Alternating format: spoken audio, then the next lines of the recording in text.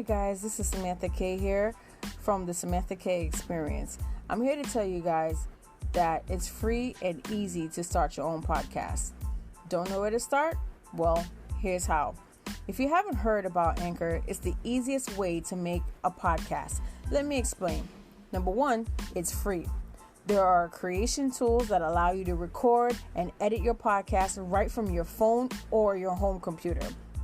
Anchor will distribute your podcast for you, so it can be heard on Spotify, Apple Podcasts, and many, many more podcast websites. You can make money from your podcast as well with no minimum listenership. It's everything you need to make a podcast in one place. So download the free Anchor app or go to anchor.fm to get started. Hey, it works for me, and I'm living proof.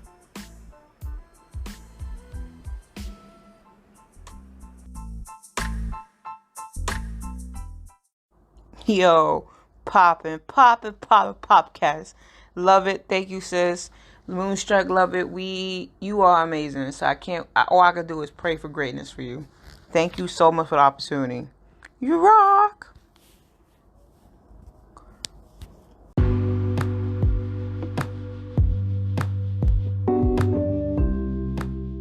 Hi everybody, this is Samantha K from the Samantha K Experience, and welcome to another episode. Today we're going to be talking about Godzilla vs. Kong. Now, I know those of you who love monster movies. I particularly love them too myself, but I have to admit I haven't seen the last few King Kong movies or the Godzilla movies for that matter.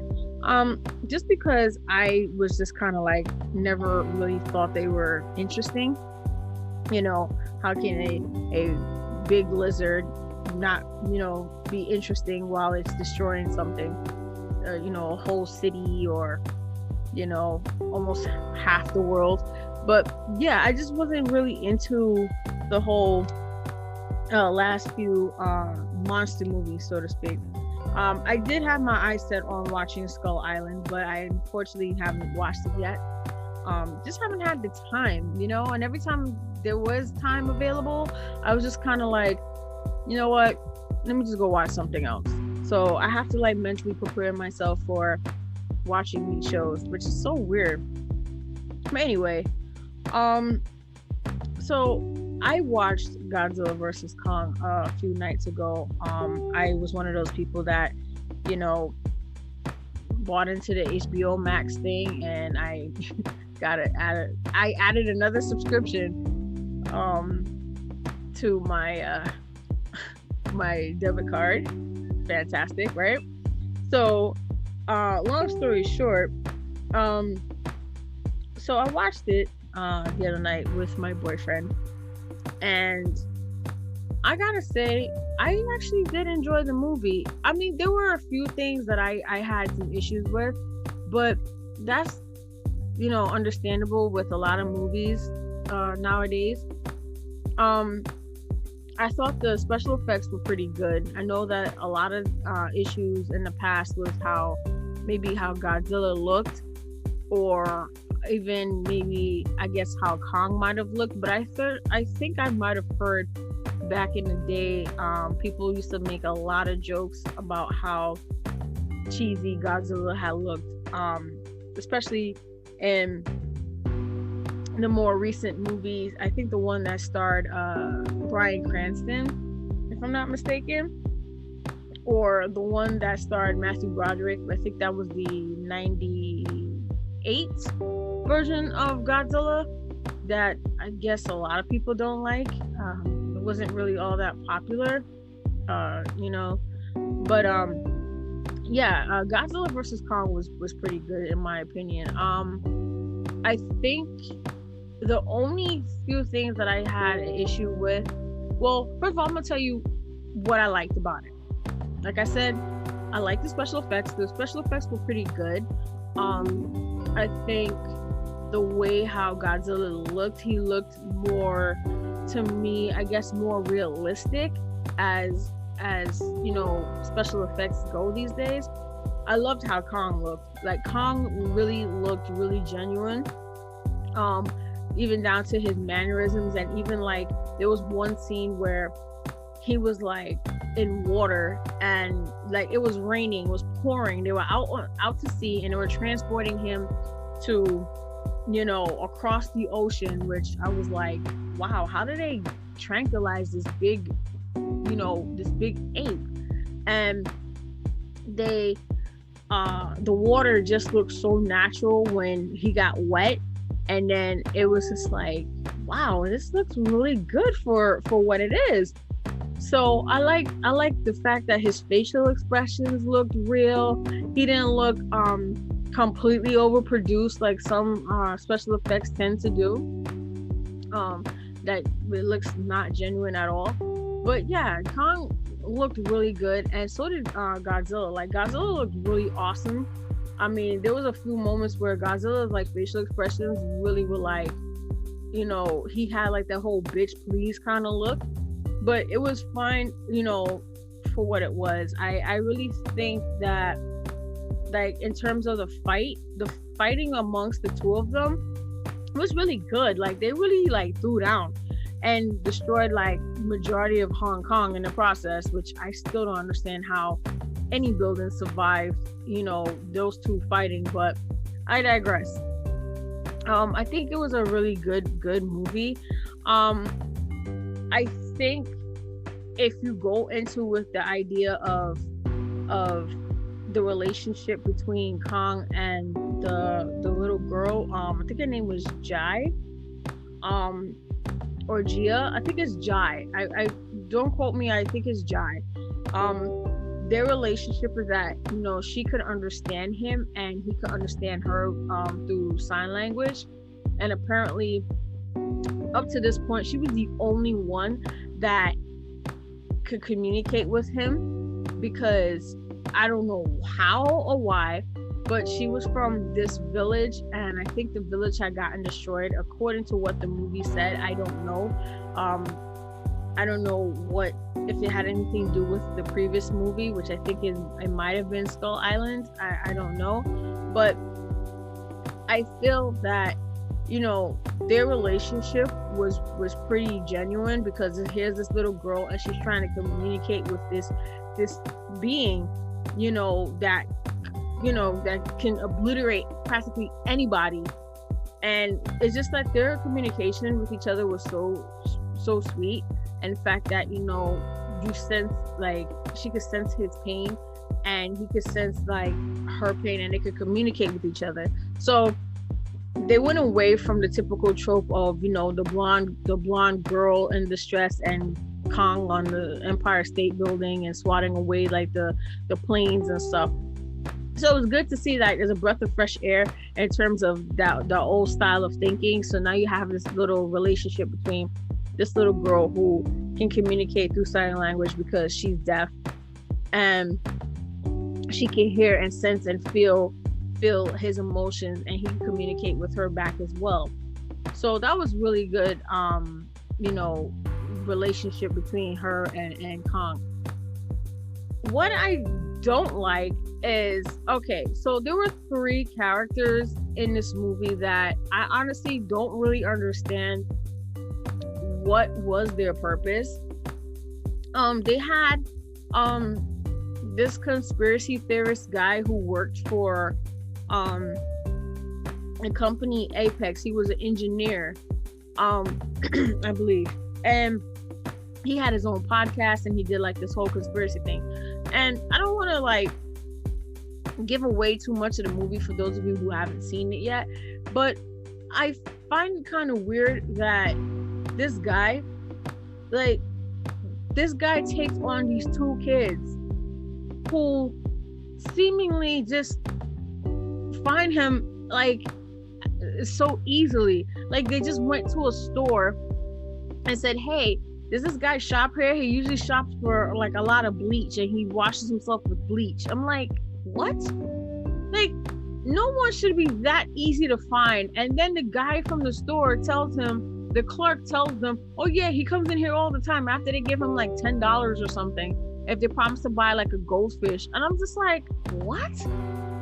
Like, things like that was like so stupid to me. Like, it just didn't make any sense. And then, you know, this girl who I don't know, she's played by Millie Bobby Brown, and you could tell that it's so bad that I don't remember her character's name from the movie.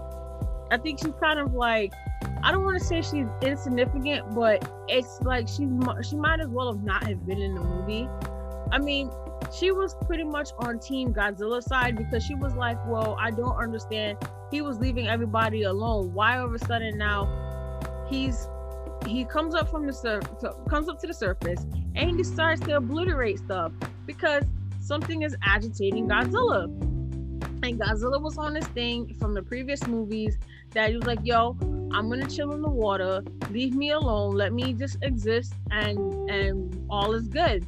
But apparently some people don't understand the concept of leaving well enough alone, and you know, they gotta go and dig up old shit, you know, like, and cause problems. So here we are, and I'm just like, I don't understand. You see her, the second scene that you see her, she interacts with her father for like maybe all of like 2 minutes, and then he tells her to go home. She goes home, she get in contact with her friend. Her friend brings his brother's I guess storm van. He's a storm chaser, I believe. And then they go off to find this conspiracy theorist who works for the company that is handling Godzilla or dealing with something with Godzilla and DNA. And I'm just like, he should not be this easy to find. Like, I know he's not like a scientist and stuff, but it kind of makes me like, okay, you're setting up things a little bit too easy for these characters to meet up with each other. I mean, she's a high school kid. What does she have any business doing with all of this crazy nonsense? Like, she should be home studying and focusing on that, not worrying about chasing around a big lizard who could crush her without even a thought. Like, so, and then her friend who was just there, he's just only there to exist to be annoying and complain. Like, I don't even understand why this actor, or why they even brought this character in here, because he's like, he just really didn't serve. I shouldn't say he didn't serve a purpose. He served some of a purpose, and he was kind of beneficial in the fight between Godzilla and the other creature that is inside this movie, aside from Kong himself. But it just kind of, I don't want to like give too much in case you guys haven't seen that the movie yet, but it just kind of makes you wonder, like, what were they thinking, you know? And it just, like, there was things like I had problems with, like, for example, on the Kong side, you had the scientist called I think his name was Dr. Lind. It was played by Alexander Skarsgård. And if you guys don't know who he is, he used to be in True Blood. He played Eric Northman on the show. And he's been in countless other things. I also think he did Tarzan as well, the remake within the last couple of years. And I'm like, okay, so this rich guy comes up to you. These two gentlemen come up to you and they propose this idea that you get to go through the hollow earth or whatever, because his brother died on an expedition there to try to get to the hollow earth, which is supposed to be, I think, where Kong is supposed to be from, or they're trying to get him home. And I'm just like, okay, so you're obviously looking at this from a standpoint of, hey, I want to get to this place, I want to reach this place no matter what.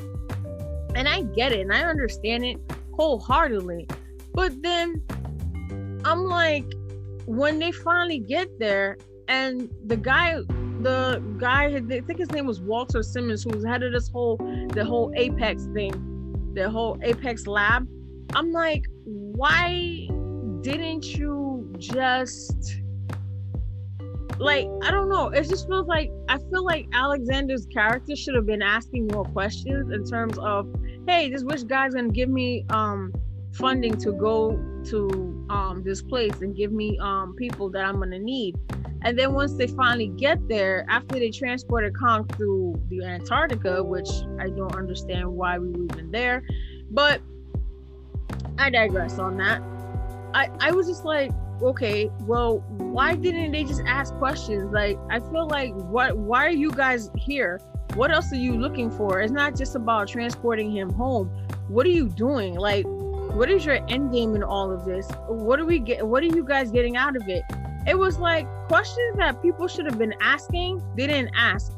And then when I brought this up to my boyfriend about it, he was like, babe, why would they ask questions? He's just only going there to see how the place is and to actually experience what it's like. I'm like, but okay, so let's backtrack a bit. I'm thinking of it as, you came to me and you want me to form an expedition. So I decide to go and contact the lady who obviously knows who Kong is and is affiliated with Kong. And then I just say, hey, we're going to bring him back to find a place for him. But then it's like, you don't ask any other questions, bro? Like, I feel like there's things here that I feel like the humans in this movie, with the exception of the little girl, make such stupid decisions. It's just like, what? Like, I don't understand. And then even in the ending, it's kind of like, okay, so what now? Like, do we even get an answer to this question? Like, Godzilla versus Kong? Like, is there a definitive answer here? So I'm stuck thinking, like, all right, well, it was a good movie. I mean, if you just like the complete and utter destruction of cities and people dying, but what is the final verdict here? So I mean, there's a few, like, I mean, I don't know, guys. I know I feel like I'm talking all over myself here. I'm tripping up all over myself, but it just feels like the movie, it was good if you just like the action part. The human communications and all the other stuff, like people not asking the right questions, people just aimlessly letting 16, 17-year-old kids running around with a stranger they don't know and being shunted through the equivalency of a rocket through, to get to the laboratory where they had these eggs and whatnot that probably is going to set up for another future endeavor in this monster movie Clash, which is kind of scary. The skull crawlers, I think they said they were. I'm like, yeah, I'm not looking forward to those either. But anyway, I'm just like, I don't know, guys. Like, let me know what you guys think. Overall, if you want to just watch some action and some destruction, then this movie is good for you. If you really don't care about the story or any of its actual human characters, then I guess this is also for you.